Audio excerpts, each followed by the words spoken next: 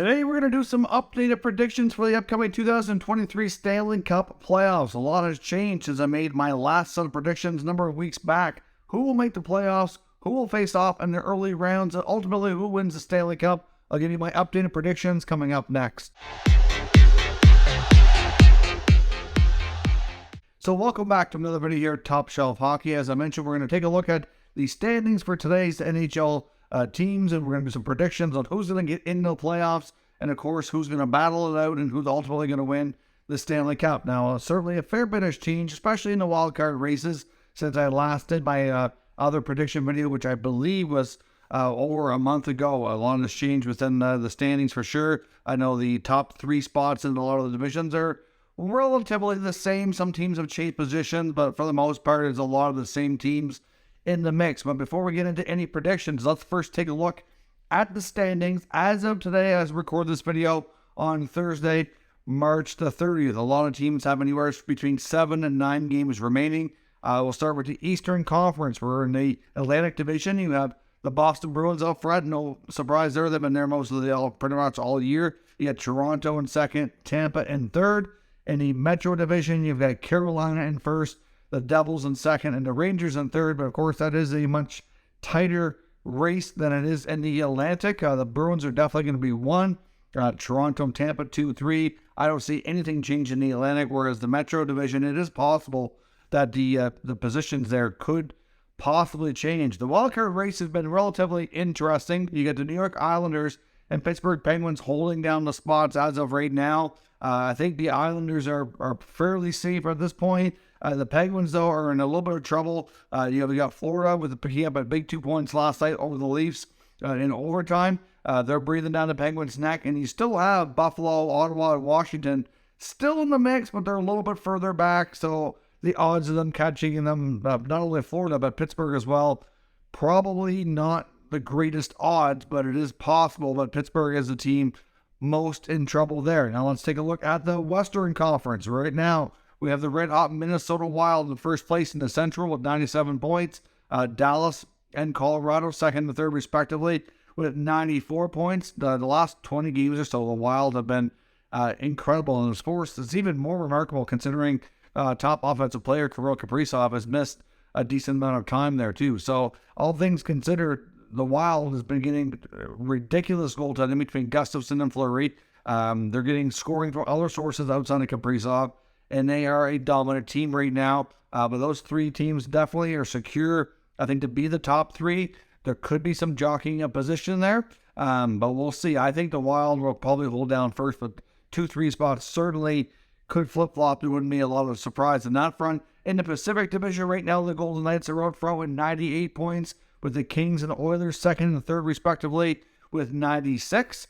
Obviously, that's 3 spots that are relatively secure. I don't think anybody's going to catch them. It's too big of a gap with not enough games left to runway to do it. But the wildcard spots, like the East, are a little bit interesting. You get the Seattle Kraken holding down wildcard 1 with 88 points, and the Jets are holding down number 2 with 85 points. The Jets have struggled hardcore as of late. And they're still holding on. Thankfully, they had a good, early part of the season to help them withstand some of the adversities they're facing right now. But they're certainly in trouble. Calgary and Nashville are breathing down their neck. Calgary with 83 points, for example, only 2 points behind.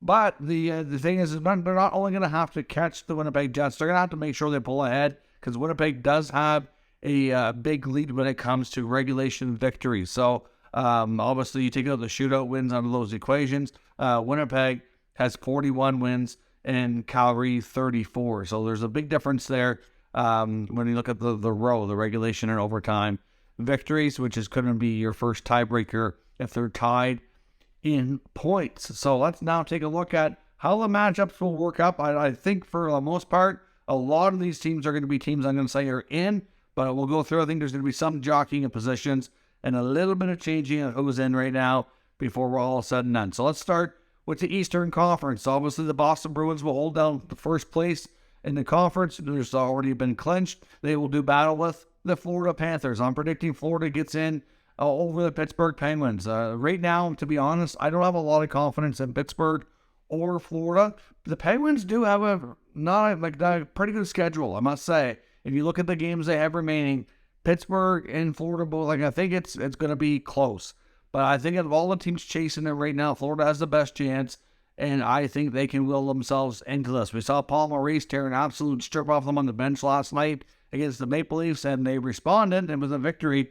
So we'll see how things go. But to me, I'm pretty sure right now that the Penguins fall out of the race, and the Panthers grab that final playoff spot. So they will be a first-round matchup. Then you're also going to have the Leafs against the Lightning, of course, the 2-3 spot. Now we've known that for quite some time. On the Metropolitan side of things, you're going to have the Carolina Hurricanes will remain in first place, and they will grab the New York Islanders as their opponent in the first round of the playoffs. Of course, the Islanders being the top wildcard team. Carolina will be the number 2 division winner in the conference, so we'll have a Hurricanes-Islanders matchup, obviously, and again, no huge surprise. Devils-Rangers. Now, who gets home ice?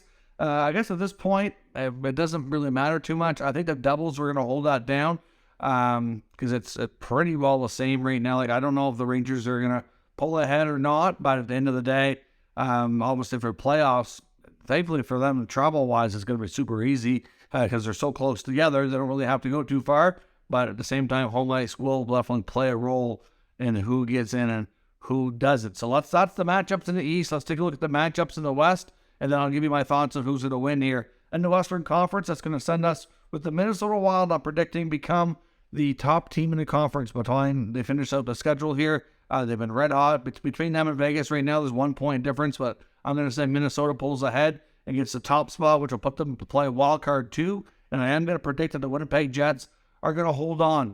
They're going to hold on by a small, thin thread.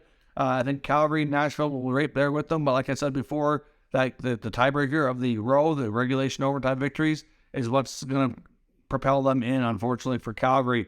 Calgary hasn't been the most consistent either. I don't have a ton of confidence in Nashville. They've had some good games lately too, but we'll see. I'm going to say the Jets hang on, but just by a thread and get in, and they'll be the Wild's first-round opponents, leaving the 2-3 matchup in the Central to be Dallas against Colorado. That would be a heck of a playoff series, in my opinion. Of course, Vegas, I think, will hold on and win the Pacific Division, which will put them against Wildcard 2, which is going to be your last 2 expansion teams. Expansion cousins, if you want to call them that. Vegas will do battle with the Kraken. That's going to be very, very interesting, just from the optics of being the newest teams in the NHL. And, of course, the 2-3 spot in the Pacific will be the LA Kings against the Edmonton Oilers, which I think will be a very fun, entertaining series as well. So those are your 4 matchups in the West. So now let's jump back to the East, and I'll give you my predictions on how the victories are going to go in each series and how this is all going to play out.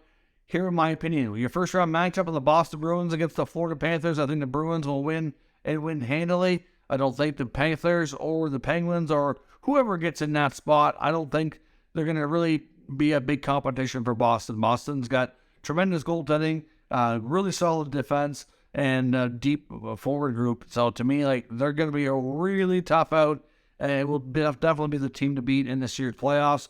So Boston will beat Florida. Toronto against Tampa, going to be another long, hard-fought series.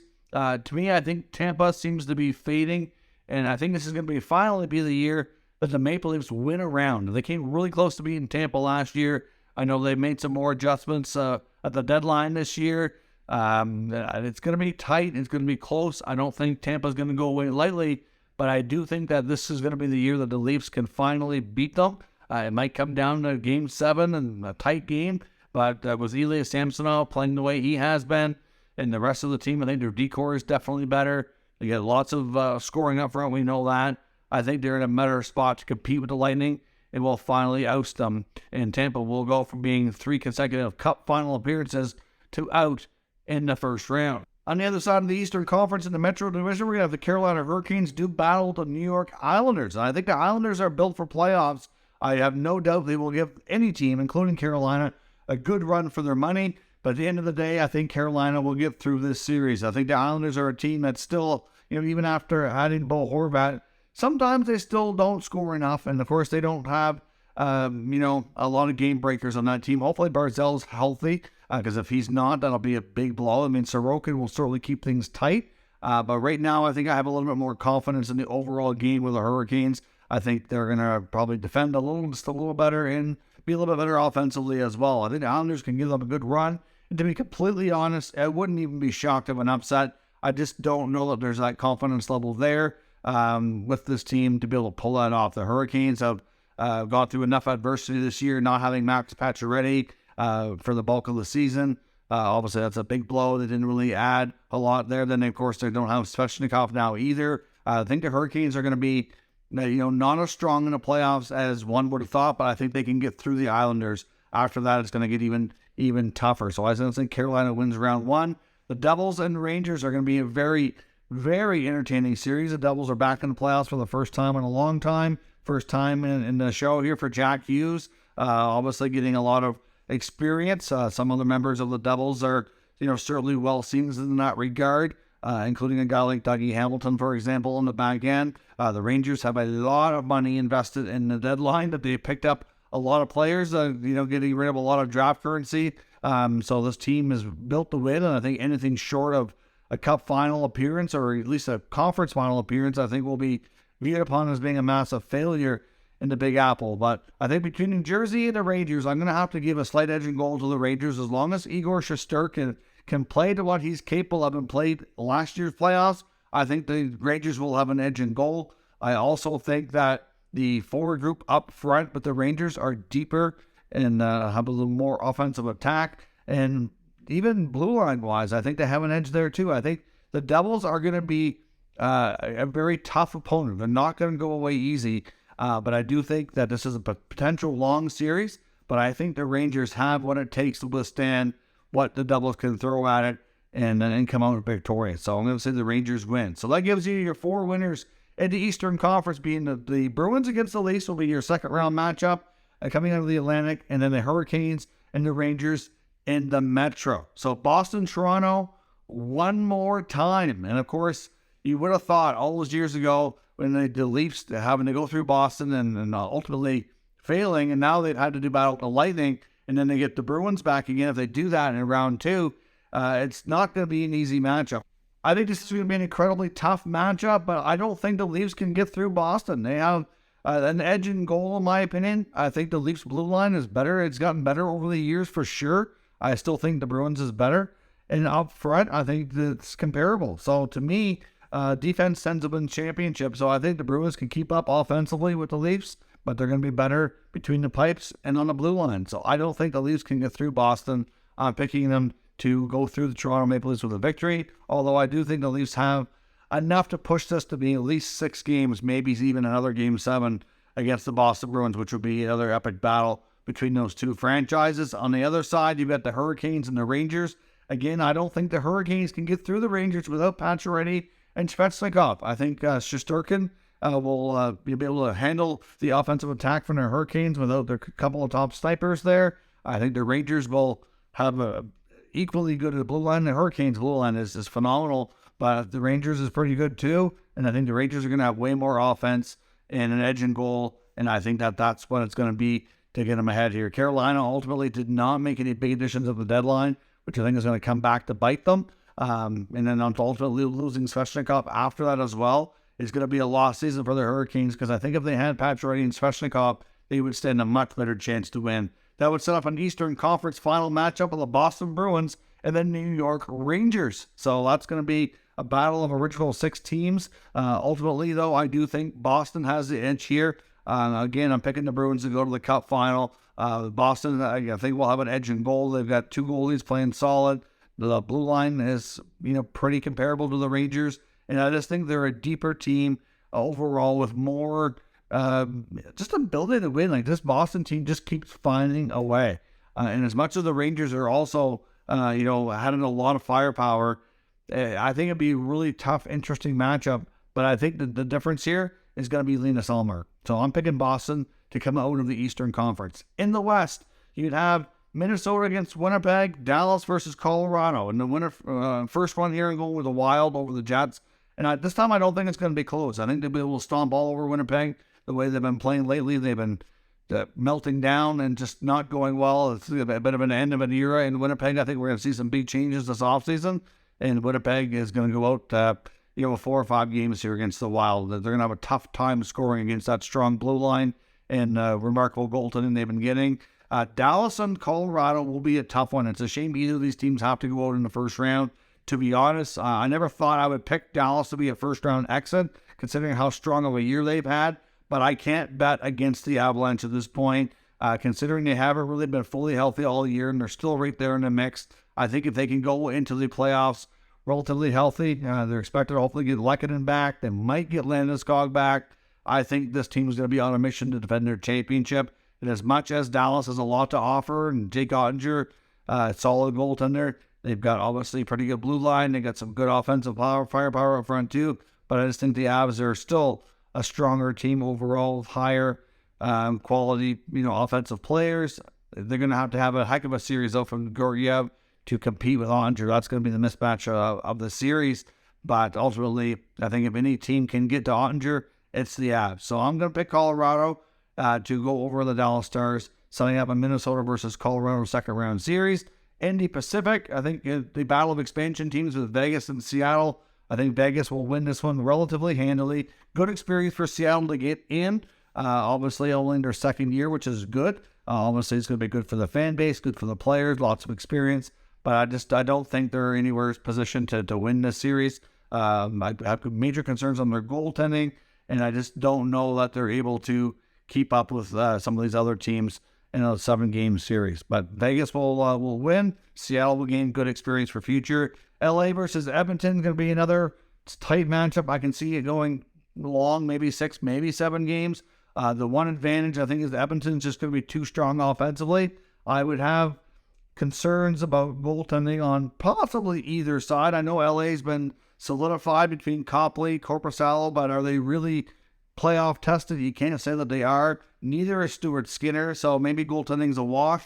Let's call it that, maybe. You get Campbell in the backup in Edmonton, who's supposed to be the starter, but isn't, and ultimately is not playing up to his contract, but he does have some good playoff experience before, although not much success. But at least he's been through it before. With the other parts of the team, I mean, you've got to have 300-point players in Edmonton with McDavid, Draisaitl, Nugent Hopkins, and if you still have Evander Kane, who probably could have been a 40-goal scorer this year had he not missed a big chunk of time with wrist injury.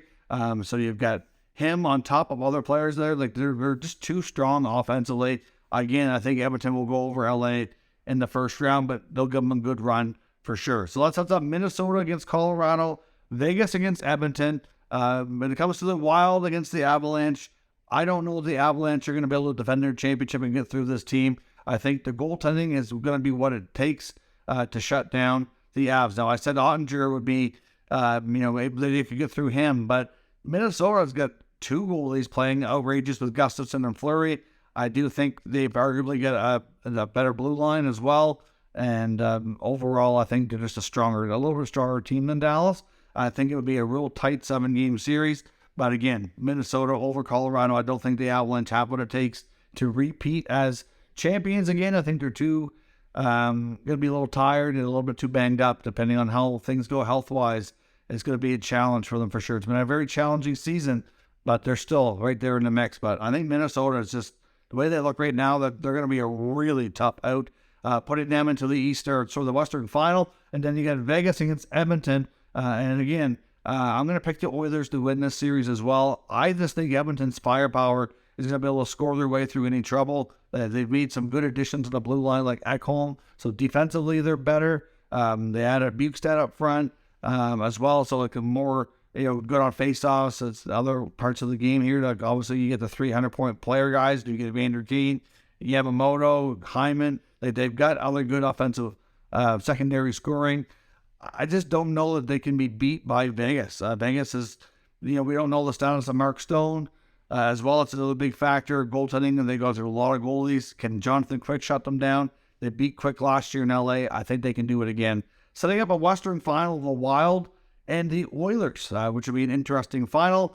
But again, I'm picking Edmonton to go to the Cup Final. I think Edmonton would be highly challenged by Minnesota. I can see it being extremely tight. I can see the Wild give them a really good run. Obviously, if there's a team that can shut them down, the Wild might be that team, given how strong they are between the pipes and defensively. But I just think the Oilers are a team of destiny this year to get all the way to the Cup Final. Setting up Boston versus Edmonton.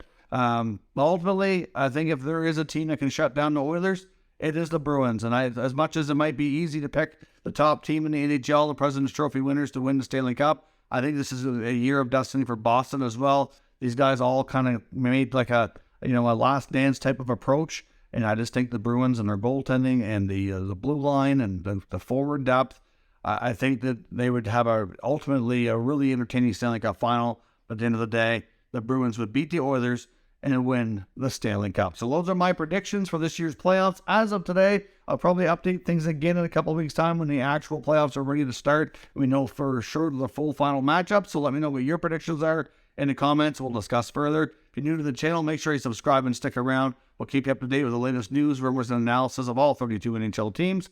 Thank you for watching, and I'll catch you next time.